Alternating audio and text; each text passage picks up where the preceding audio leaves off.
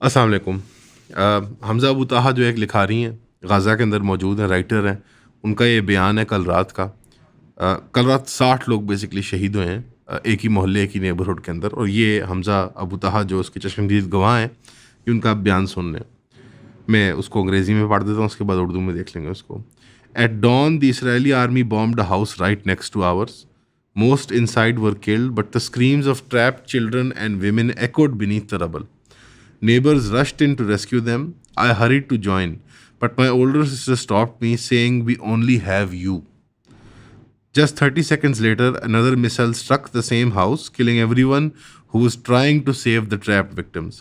Had I gone down with them, I would have been killed too. Minutes later, the neighboring house was bombed, killing its occupants. Soon after, the house opposite was also hit, with more residents losing their lives.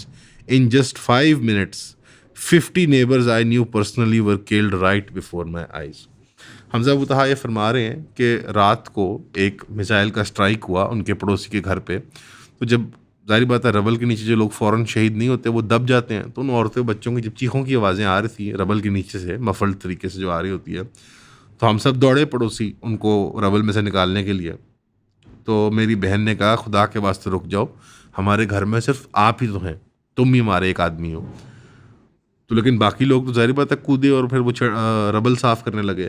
तो 30 से 40 second के अंदर अंदर ही एक दोबारा उसी location पे एक और मिसाइल ने हिट किया उसको, और उन लोगों को भी शहीद कर लिया कि जो बचाने की कोशिश कर रहे थे।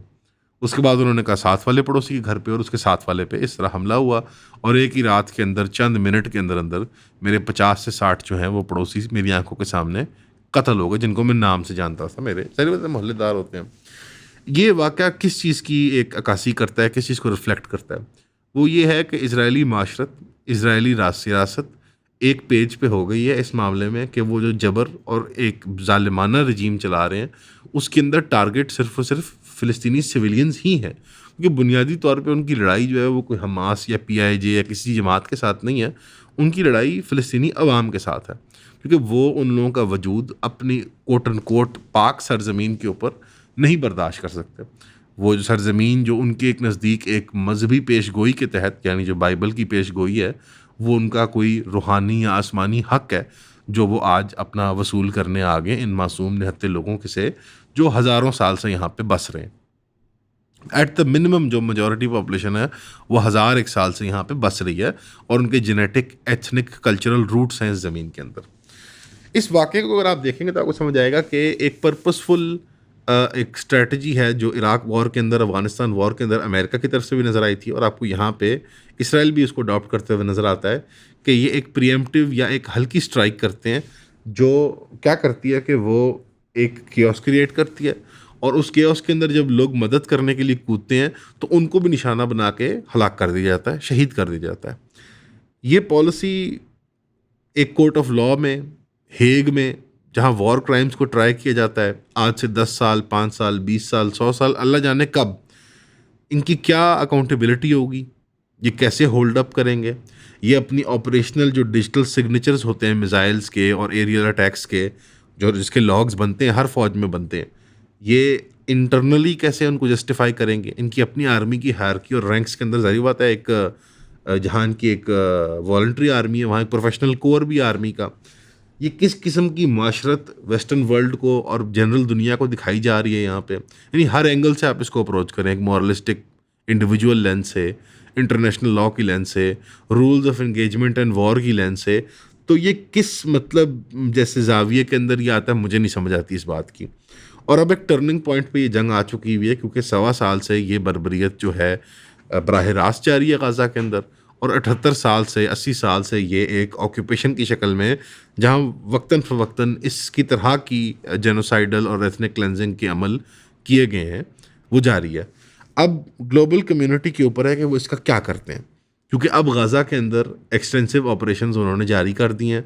मई 5 को नेतन्याहू ने एक वीडियो एड्रेस में कहा था कि हम फ़िलिस्तीनियों की मुंतकली इसलिए कर रहे हैं ताकि हम उन्हें महफूज रख सकें, और इस ज़िमन में 1/3 जो है वो गाज़ा की जो पॉपुलेशन है उसको वहाँ से मुंतकिल कर दिया गया है, बेघर कर दिया गया है। और ये ऐसे बेघर नहीं करते कि आप वापस आ जाएं। मिसाल के तौर पे जब किसी एरिया में ऑपरेशन हो रहा हो और वाकई में आप कोई खैर ख्वाह हो, हमदर्द हो उस लोकल पॉपुलेशन के, तो जब आप उनको वहाँ से डिस्प्लेस करते हैं तो उनके घरों के इंफ्रास्ट्रक्चर को आप तबाह नहीं कर देते, उनके वाटर ट्रीटमेंट प्लांट को तबाह नहीं कर देते, उनकी बिजली के ग्रिड को तबाह नहीं कर देते, आप उनके स्कूल, अस्पताल, यूनिवर्सिटी नहीं तबाह कर देते, उनके धोबी घाट तक नहीं तबाह कर देते, क्योंकि आपका यही सोच होती है कि इन लोगों ने कल को साल 6 महीने बाद वापस इधर ही आना है, तो हमारा कंसर्न नहीं है।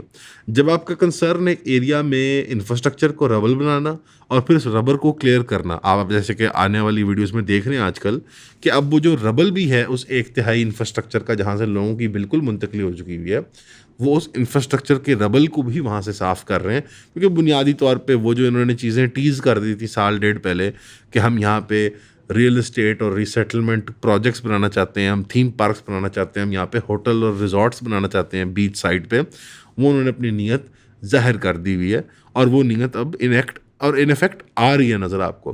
1.5 साल पहले भी हम यही बात पिट रहे थे कि यार ये लोगों को निकालना चाहते हैं यहाँ से, इनको ज़िबा करना चाहते हैं, और इंटरनेशनल कम्युनिटी और पाकिस्तानी माशरत और हमारी रियासत बिल्कुल रिएक्ट नहीं करती रही।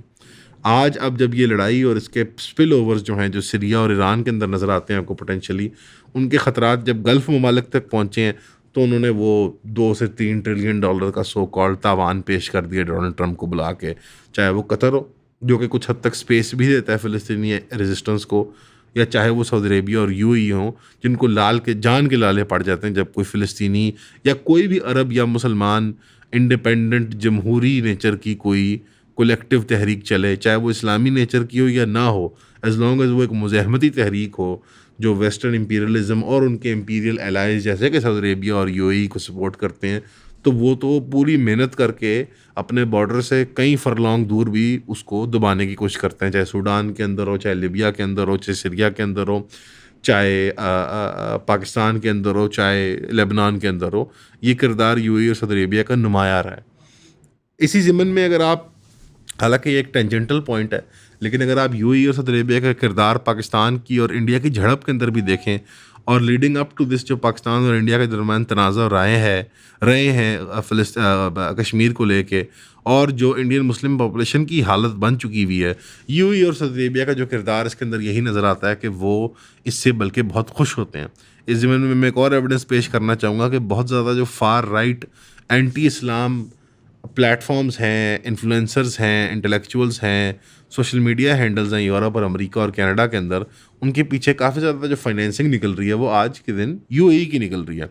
यानी यूएई चाहता है कि मुसलमान अब्रॉड यूरोप और अमेरिका के अंदर पैर न जमा सकें, क्योंकि वो जो डेमोक्रेटिक आइडियल्स वहाँ से लेके आते हैं और अपनी होम कंट्रीज़ में अप्लाई करने की कोशिश करते हैं, वो कहीं भी किसी भी मुस्लिम रियासत के अंदर अप्लाई हों तो वो उस छोटे से यूएई को बहुत बड़ा थ्रेट है, क्योंकि बुनियादी तौर पे यूएई एक सैटेलाइट स्टेट है, उसका अपना कोई वजूद रह नहीं सकता बरकरार। चाहे कि उसको मसनूई तौर पे ऐसे खड़ा कर दिया है कि जैसे वो बहुत बड़ी कुछ सुपर पावर है रीजनल। हकीकत यह है कि वो एक ट्रांजिएंट सैटेलाइट मुल्क है जो कल था, आज है, कल नहीं होगा, और ये एक हकीकत है उसकी जो उसको आप तस्लीम और इंटरनलाइज कर लें। इस ज़मीन में मैं यही कहना चाहूँगा कि जो एक एपथी नज़र आई है आपको गल्फ़ स्टेट्स की तरफ से, गल्फ़ रियासतों की तरफ से, और उस एपथी में माज़रत के साथ कुछ हद तक वो गल्फ़ पॉपुलेशंस के अंदर भी ट्रांसलेट हुई है, जहाँ रियाद और जद्दा के अंदर और अबू धाबी और दुबई के अंदर जश्न चले 1.5 साल के अंदर, और पाकिस्तान के अंदर भी नज़र आई है जहाँ पे यहाँ पीएसएल के 2-2 टूर्नामेंट्स हुए हैं, हमने यहाँ पे जश्न मनाया जैसे कि all is well in the world. ये ना मुसलमानों को ज़ेब देता, ना हमारी इज्तिमाई इंसानियत को ज़ेब देती है बात। इस ज़मीन में मैं कुछ फैक्ट्स पेश करना चाहता हूँ जो हमारे मोहतरम अभी तो बहुत अजीज़ हो गए हैं, मुझे पता है हर दिल अजीज़ हो चुके हैं, मैं सैयद मुज़म्मिल साहब और ऐसे जो हमारे एंकर पर्सनैलिटीज़ और पब्लिक इंटेलेक्चुअल्स जो गाज़ा की वॉर को इफ़ नॉट इसराइल के हक़ में जस्टिफाई करते थे, एटलीस्ट लिप सर्विस प्रोवाइड करते थे, इंटेलेक्चुअल कवर प्रोवाइड करते थे कि देखें जी फ़िलिस्तीनी भी तो दहशत गर्दी करते हैं, और इस तरह के 100 बहाने और हीले करते थे। अब तक 53,475 लोग शहीद हो चुके हैं, वेरीफाइड जो फैक्ट है, और 1,21,400 लोग जो हैं वो ज़ख्मी हैं। ये रफली 8% है फ़िलिस्तीनी पॉपुलेशन की, फ़िलिस्तीन की ऑक्यूपाइड टेरिटरीज़ के अंदर। अगर मैं इसको पाकिस्तान के नंबर्स पे कॉन्टेक्चुअलाइज़ करूँ, तो हमारी 24 करोड़ अवाम, 25 करोड़ अवाम के अंदर से 8% जो है, वो रफली 1 से 2 करोड़ बंदे बनते हैं। 1.9, 1.2 यानी 1 करोड़ 90 लाख टाइप बंदे बनते हैं। तो मिसाल तौर पे अगर आप सोचें कि पाकिस्तान के अंदर 1.25 साल के अंदर, 1.5 साल के अंदर जो है, वो हम 2-1 करोड़ लोग शहीद करते हैं। और हम 4-1 करोड़ जो लोग हैं उनको वो हम ज़ख्मी और घायल करते हैं। यानी आप इसको फ़ैदम कर सकते हैं इस नंबर को।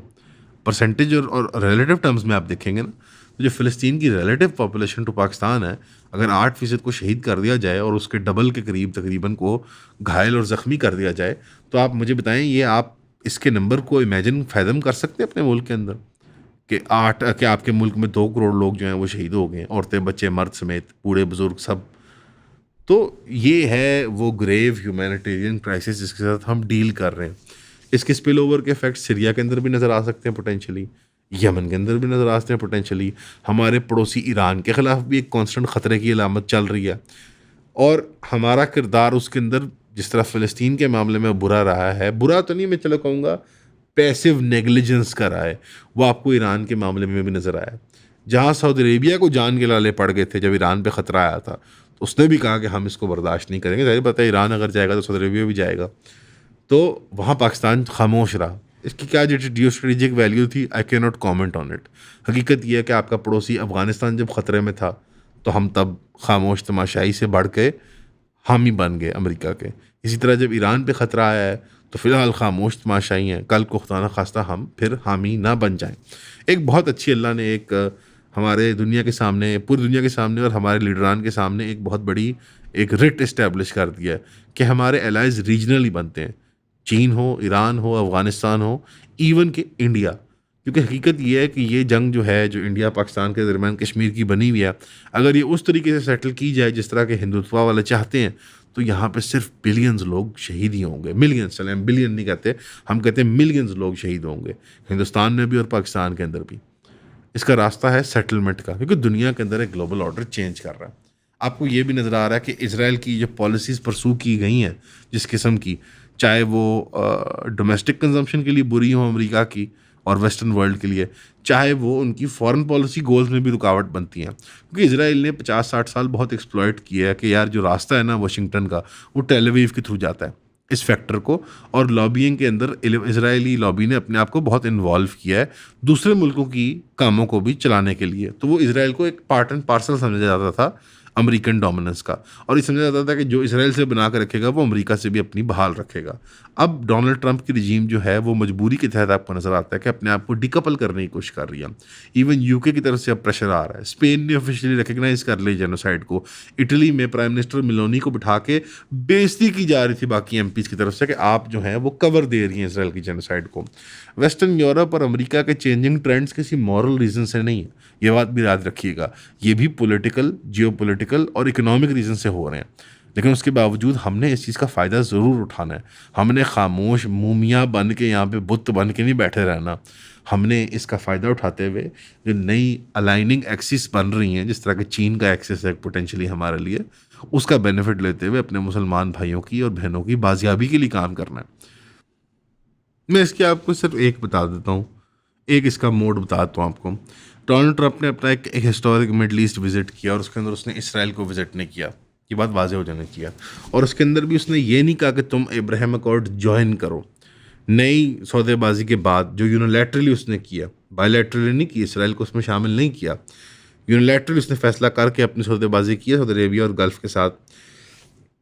और उन्होंने ये फ़लस्तीन की खातिर नहीं किया, अपनी जान की खातिर किया। लेकिन उसके बावजूद उसमें से अच्छा फल ये निकल आया कि उसने कहा it is my fervent hope, wish and dream, यानी मेरी ये शदीद ख्वाहिश है, शौक़ है और ख्वाब है कि सऊदी अरेबिया जो है वो अब्राहम अकॉर्ड्स को फिर ज्वाइन कर ले और हम इसराइल के साथ मामलात को बहाल करें। और ये अपने आने वाले वक्त में खुद होगा, मैं मजबूर नहीं करूँगा आपको।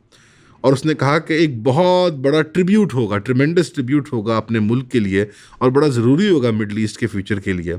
और उसने कहा कि ये एक एब्सोल्यूट बोनेंजा होगा उन ममालिक के लिए, यानी एक माहौल होगा जश्न का उन ममालिक के लिए जो इसमें शामिल होंगे।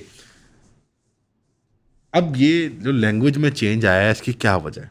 इसकी वजह ये है कि इसराइल जो है उसकी फॉरेन पॉलिसी बर्डन जो है, जो कि एक वो समझते हैं बिल्कुल डंप बन गया था अमेरिकन फॉरेन पॉलिसी के ऊपर, वो 25 30 40 साल से फेस कर रहा है अमेरिका। लेकिन आस्ता आस्ता से जो है ये फॉरेन पॉलिसी का रडर जो है वो एक जानिब डिग्री ब डिग्री दर्जा ब दर्जा शिफ्ट होता है। ये स्लो मूविंग कश्ती होती है। आपको अब ये नज़र आ रहा है कि इसराइल को डंप करने के लिए तैयार हो रहे हैं।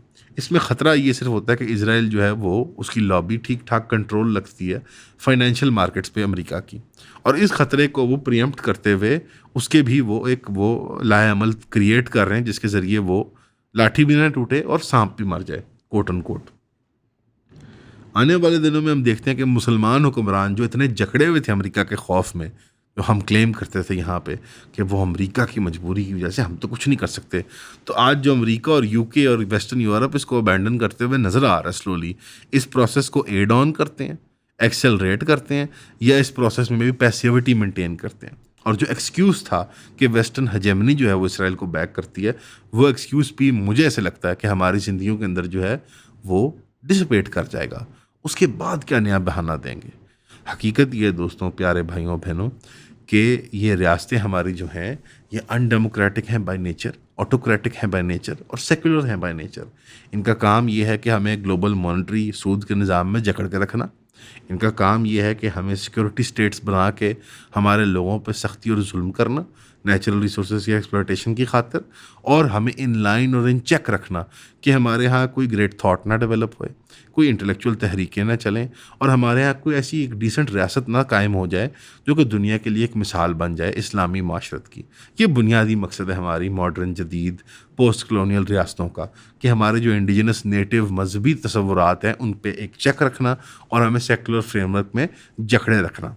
इसके अंदर हमारी लिबर्टीज़ भी कुर्बान होती हैं, हमारी आज़ादियाँ भी कुर्बान होती हैं, और क्वाइट लिटरली हमारी जानें भी कुर्बान होती हैं जब वक्त आ जाता है। इस सिस्टम से बाहर निकलने के लिए हमें अपनी इन रियासतों के निज़ाम को तब्दील करना होगा, बाय हुक और बाय क्रुक। कुछ मुल्कों के अंदर इनकलाब और निज़ाम तलपट करने की बात होती है, जहाँ गुंजाइश होती है। पाकिस्तान जैसे मुल्कों में जहाँ पे सिक्योरिटी अपरेटस बहुत सख्त होता है, और कुछ खैर की रमक हमारी रियासत के अंदर भी है बनस्बत अरब और इन ममालिक के। कुछ खैर की रमक हमारी कॉन्स्टिट्यूशन, हमारे कानून के निज़ाम में, हमारी ब्यूरोक्रेसी और हमारी फ़ौज के अंदर बाकी भी होती है। पाकिस्तान जैसे मुल्कों में इंक्रीमेंटल ग्रेजुअल चेंज के लिए हमें बहुत मेहनत करनी पड़ेगी, वरना अगर ये खुद फट गया ना, अगर ये गैस सिलेंडर अवाम का, यूथ बल्ज का, तो कानों को हाथ लगाएंगे आप लोग। एक न्यूक्लियर आर्म्ड स्टेट के अंदर जब ऐसा केओस खुदा न खास्ता हो जाए। हमने हर तरह से अपनी कौम को स्ट्रेस टेस्ट कर लिया है, पीटीआई के मामले में, बलोच मामले में, पश्तून मामले के अंदर, सिविल वॉर के मामले के अंदर, अफ़गान वॉर के मामले के अंदर। मतलब हमारे मसाइल अनगिनत हैं, हल जो हैं हमारे सिंपल हैं, स्ट्रेट फॉरवर्ड हैं।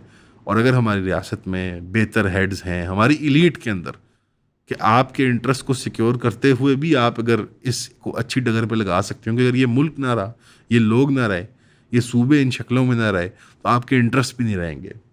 तो फ़िलिस्तीन का मसला जो है वो पैकेज डील है। वो सिर्फ़ और सिर्फ एक मॉरल कंसर्न नहीं है आपका कि आपने दुआ कर दी, वो आपकी अपनी स्टेट ऑफ स्लेवरी को रिफ्लेक्ट करता है। गाज़ा तो एक फ़िज़िकल पिंजरे के अंदर है, लेकिन जिस मेटाफिज़िकल पिंजरे के अंदर हम बंद हैं, वो गाज़ा के मुसलमान जो है वो एक्सपोज करते हैं। और हमें फ़लस्तीन की इमदाद और गाज़ा की मदद जो है वो हमारे एस्केप में, हमारी बाजियाबी में मदद करेगी इंशाल्लाह। हमारे अपने डोमेस्टिक मसाइल की बाजियाबी में हमें मदद करेगी। तो मुझे उम्मीद है कि आप बहैसियत फ़र्द, बहैसियत फैमिली जो सुन रहे हैं, आप लोग ख़ुद तो बाजियाब हों पहले, और इस मुल्क के लिए भी सोचें कि हमने कैसे इस ग्रेटर गेम में पार्टिसिपेट करना है अपने मुसलमान भाइयों बहनों के लिए। आप सबका सुनने का शुक्रिया।